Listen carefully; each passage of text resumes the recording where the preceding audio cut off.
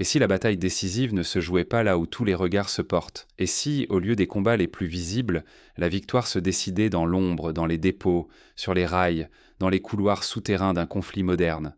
Cette idée, bien que troublante, n'a jamais été aussi réelle qu'aujourd'hui sur le front de l'Est de l'Ukraine. À l'ouest de la République populaire de Donetsk, les forces russes avancent à une allure qui défie toutes les anticipations. Imaginez une armée qui, après des semaines d'atermoiement, retrouve soudain une vitesse de manœuvre qui rappelle les blitz de la Seconde Guerre mondiale. Des chars qui filent dans les plaines, des colonnes logistiques qui s'étirent à perte de vue, et surtout des positions adverses qui tombent les unes après les autres. Pokrovsk, cité stratégique, se retrouve presque encerclée. Elle cristallise désormais les débats militaires, car chaque choix ici pourrait renverser l'équilibre du conflit dans toute la région orientale. Mais la frontière entre victoire et défaite ne se trace pas qu'à travers les cartes colorées des états-majors. Les routes, vitales artères du front, sont coupées les unes après les autres. Les dépôts d'approvisionnement, souvent camouflés dans des zones industrielles ou des entrepôts désaffectés, sont pilonnés avec une précision qui s'appuie sur des mois de surveillance par satellite et renseignement. Les sous-stations énergétiques, autrefois protégées, sont désormais des cibles prioritaires. Cette guerre ne se limite donc plus à la conquête de quelques villages isolés. Elle s'incarne aussi et surtout dans la capacité à priver l'ennemi de carburant, de munitions, d'électricité et donc de la possibilité même de combattre. Pour mieux saisir la portée de cette stratégie, prenons l'exemple du siège de Leningrad durant la Seconde Guerre mondiale. Les forces allemandes n'ont pas cherché à pénétrer la ville à tout prix.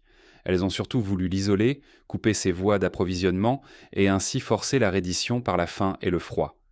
Aujourd'hui, autour de Pokrovsk, c'est une logique similaire qui prévaut, adaptée aux réalités du XXIe siècle. La logistique, ce tendon invisible, devient la faille des défenseurs. Plus les convois sont stoppés, plus la pression s'intensifie sur ceux pris au piège dans Pokrovsk.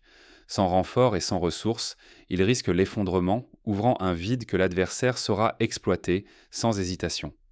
Dans l'histoire militaire, l'exemple du ravitaillement de Stalingrad par les Allemands, qui échoua à cause de la supériorité aérienne soviétique, illustre à quel point une armée peut être victorieuse sur le terrain, mais perdante dans les coulisses de la logistique.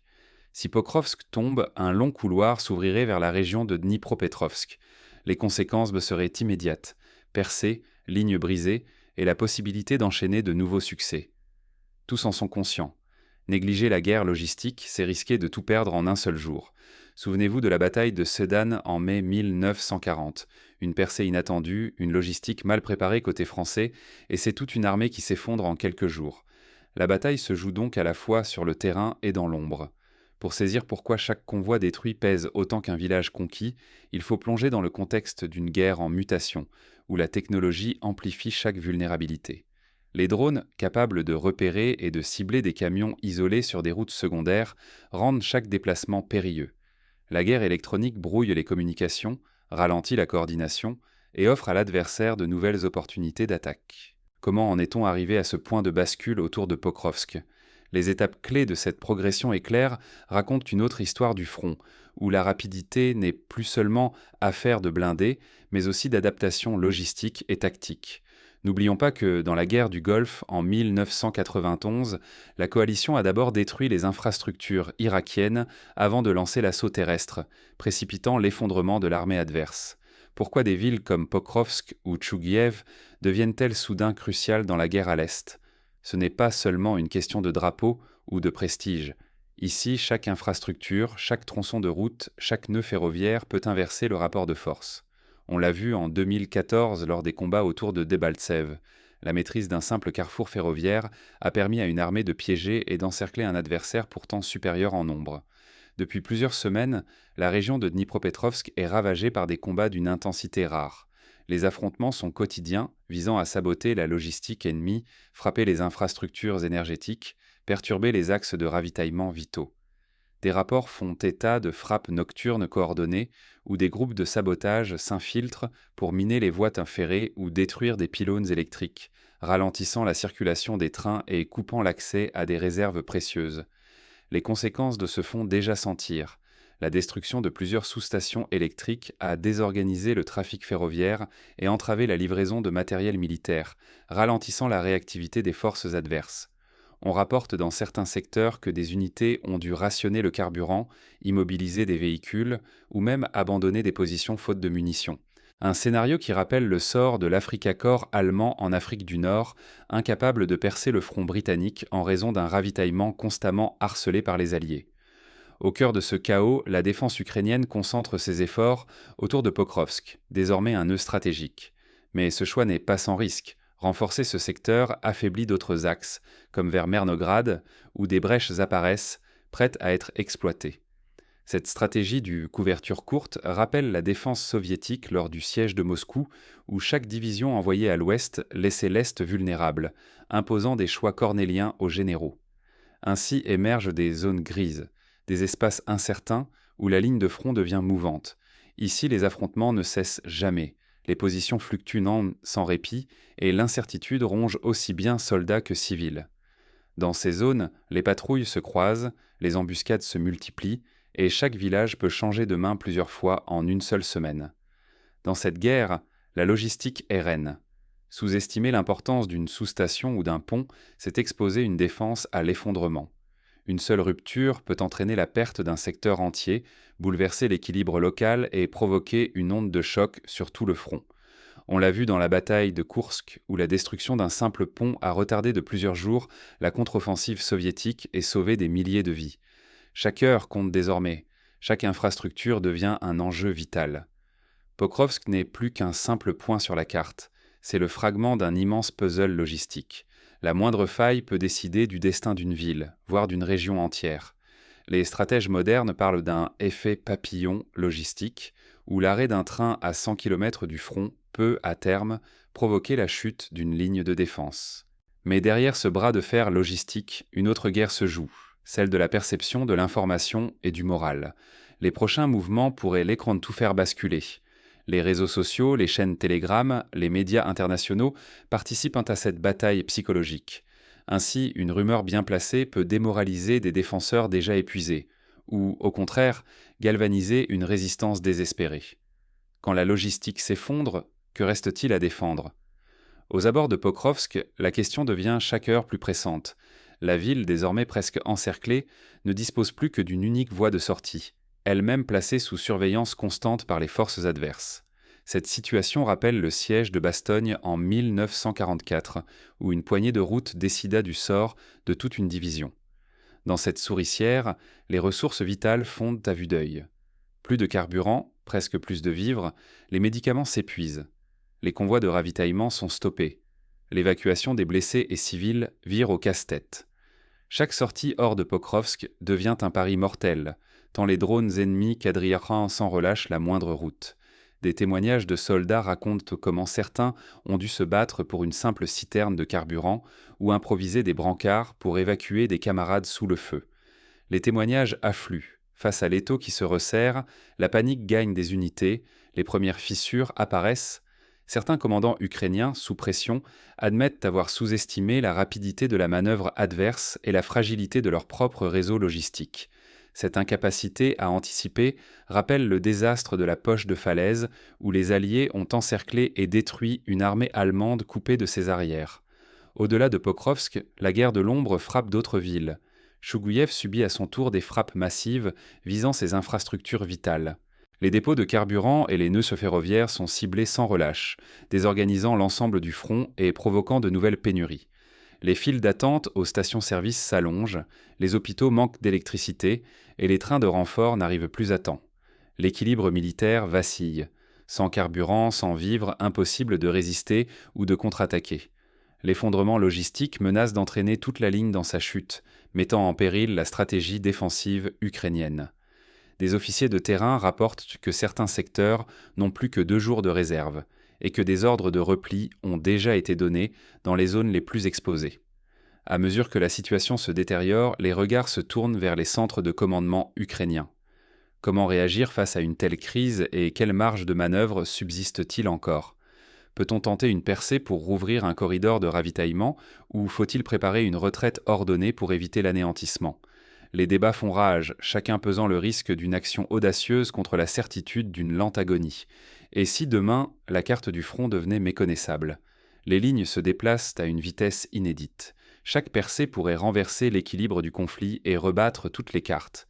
Un scénario qui rappelle la guerre de Corée, où Séoul changea de main 4 fois en moins de 12 mois, chaque mouvement bouleversant l'échiquier stratégique. La prise de Pokrovsk ne serait pas un simple succès tactique. Elle ouvrirait la route vers Pavlograd, carrefour industriel et logistique vital. Cette avancée offrirait un accès direct à des infrastructures essentielles, multipliant les options pour frapper en profondeur, là où l'adversaire peine déjà à se réorganiser. Les usines, les entrepôts, les gares de triage deviennent alors des objectifs majeurs, et chaque kilomètre gagné rapproche un camp de la victoire totale.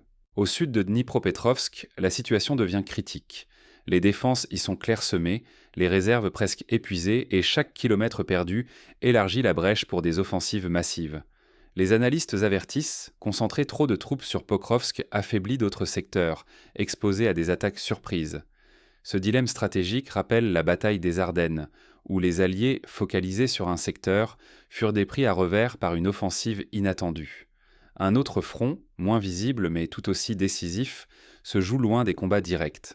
Des frappes ciblent les infrastructures énergétiques et les réseaux de transport, désorganisant la logistique ukrainienne. Il suffit qu'une sous-station tombe, qu'une voie ferrée soit coupée, pour que toute la chaîne d'approvisionnement ralentisse, rendant chaque renfort plus risqué, chaque transfert de matériel moins efficace. L'expérience du Vietnam montre que la destruction de simples ponts par des bombardements aériens pouvait bloquer des divisions entières pendant des semaines. Dans ce contexte, la dynamique du front devient imprévisible. Un jour des gains spectaculaires, le lendemain, une contre-attaque efface des jours d'efforts. Les cartes militaires évoluent d'heure en heure, l'incertitude s'installe, aussi bien dans les états-majors que dans la société. Les civils, pris entre deux feux, doivent donc s'adapter, improviser et parfois fuir en catastrophe. La guerre d'usure s'enracine. Désormais, chaque camp parie sur la résistance de ses forces, sur la solidité de son économie et sur le moral de sa population. L'endurance devient une arme décisive, tandis que la fatigue rôde, prête à saper la cohésion et la capacité à tenir. Durant la Première Guerre mondiale, ce fut l'épuisement des réserves allemandes, bien plus que les batailles, qui précipita la défaite finale. Ignorer ces percées, c'est risquer de voir des villes tomber l'une après l'autre, avec des conséquences irréversibles. La chute d'un bastion peut déclencher une réaction en chaîne, ruiner des mois de préparation, effriter les arrières et compromettre tout espoir de reprise.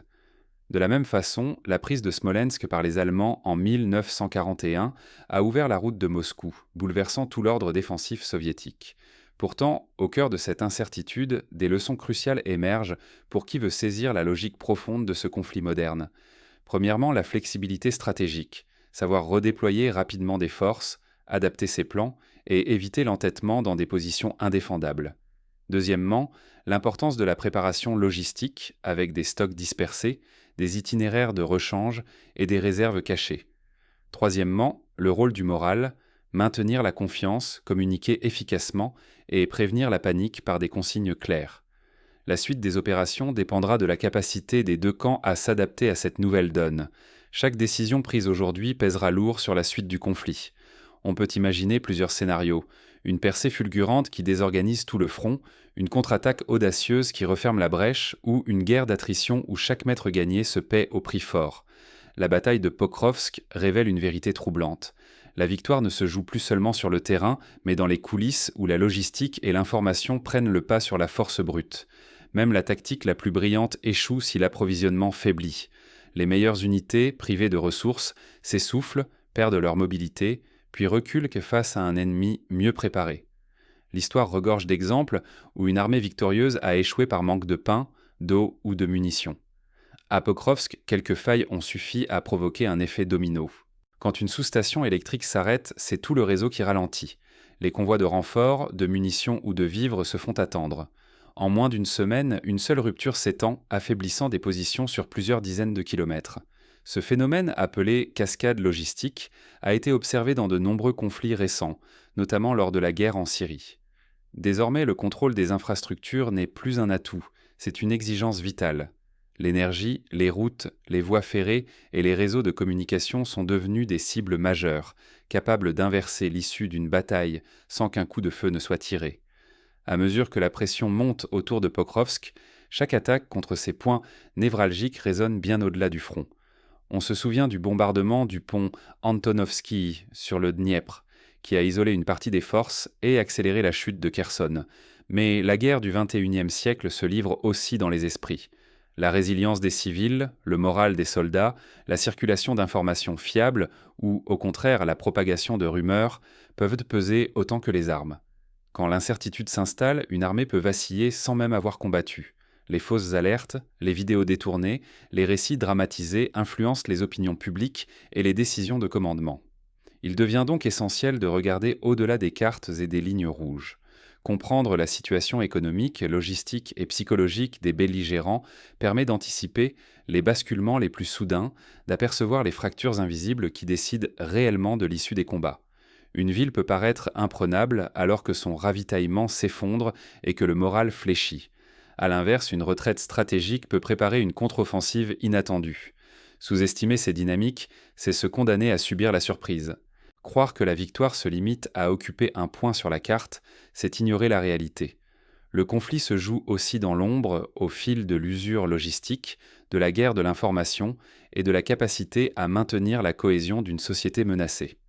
En somme, la victoire d'aujourd'hui se prépare dans les réserves, les ateliers, les serveurs informatiques, et non plus seulement dans les tranchées. C'est pourquoi garder un regard lucide et analytique sur chaque événement s'avère indispensable. Pour décrypter ce qui se trame à Pokrovsk, il faut élargir l'analyse et retenir les leçons de cette guerre nouvelle. Poser les bonnes questions. Qui contrôle les flux logistiques? Quels sont les points de rupture potentiels? Comment le moral des troupes évolue-t-il? Quels récits circulent dans la population? Voilà les clés pour anticiper les prochains retournements. Mais à mesure que la situation évolue, d'autres éléments entrent en jeu. L'équilibre des forces pourrait basculer à tout instant. Les alliances, le soutien international, les innovations technologiques, l'adaptation tactique, autant de facteurs imprévisibles qui peuvent, en quelques jours, transformer la physionomie du front. Votre vision de la guerre saisit-elle vraiment ce qui se joue derrière chaque offensive? Êtes-vous attentif aux signaux faibles, aux indices cachés, aux mouvements de fond qui préparent tant les victoires ou précipitent dans les défaites? L'histoire moderne, d'Afghanistan à l'Irak, nous enseigne que la compréhension profonde des dynamiques logistiques et psychologiques est la meilleure garantie de lucidité. Autour de Pokrovsk, la tension s'accroît. Il devient clair que le conflit ne se limite plus à la force des armes. Une bataille plus subtile se déroule dans l'ombre, celle du ravitaillement, de la circulation des rumeurs et de la maîtrise des récits. Dans ce théâtre, chaque protagoniste tente de contrôler non seulement le territoire, mais aussi la perception de la réalité. Ici, chaque mètre gagné ne provient pas simplement d'un assaut frontal. Il résulte d'opérations invisibles, de sabotages ciblant les lignes d'approvisionnement, de campagnes médiatiques savamment menées. Cette guerre cachée façonne qui résistera, qui pliera sous la pression et qui perdra l'appui de l'opinion mondiale. L'exemple de la guerre du Vietnam reste instructif. La bataille de l'opinion fut aussi cruciale que celle des rizières. Se focaliser sur les cartes, les bilans ou les vidéos spectaculaires, c'est oublier la machinerie qui, en coulisses, décide du sort de milliers de vies. Se laisser hypnotiser par le bruit, c'est risquer de devenir complice d'un récit tronqué. Rester lucide, c'est interroger les sources, questionner les silences et traquer les angles morts derrière chaque image. Le sort des civils, l'endurance des troupes, l'accès aux vivres ou aux munitions dépendent de choix stratégiques souvent imperceptibles. Un train stoppé, un dépôt détruit, une rumeur virale diffusée à point de nommé, autant de gestes discrets qui peuvent, soudain, inverser le cours d'une guerre ou fracturer des mois de résistance. Pour chaque événement sur le terrain, il existe une série de décisions invisibles, prises loin des caméras, qui pèsent bien plus lourd que les explosions filmées. Dans ce tumulte où tout semble incertain, l'esprit critique devient votre meilleure arme. Il ne s'agit pas d'embrasser aveuglément la version d'un camp, mais de comprendre que, sur ce front, la vérité se joue autant dans les flux logistiques et les batailles de communication que dans les tirs d'artillerie. Prendre du recul, refuser la précipitation, c'est déjà échapper au piège de la manipulation. C'est la première étape pour ne pas finir, malgré soi, simple figurant dans une guerre menée aussi dans les consciences. Cultiver la vigilance, comparer les points de vue, recueillir les faits confirmés, voilà les outils pour rester maître de sa propre opinion. N'oubliez jamais, c'est dans l'invisible que se forgent les victoires décisives et les défaites les plus amères. La prochaine fois que vous verrez une carte du front ou entendrez parler d'une ville encerclée, souvenez-vous que l'issue du conflit se trame bien souvent loin des projecteurs, dans chaque wagon de ravitaillement, dans chaque message intercepté, dans chaque décision prise sous la pression de l'incertitude. Rester attentif, analytique, critique, c'est là que commence la véritable compréhension de la guerre moderne.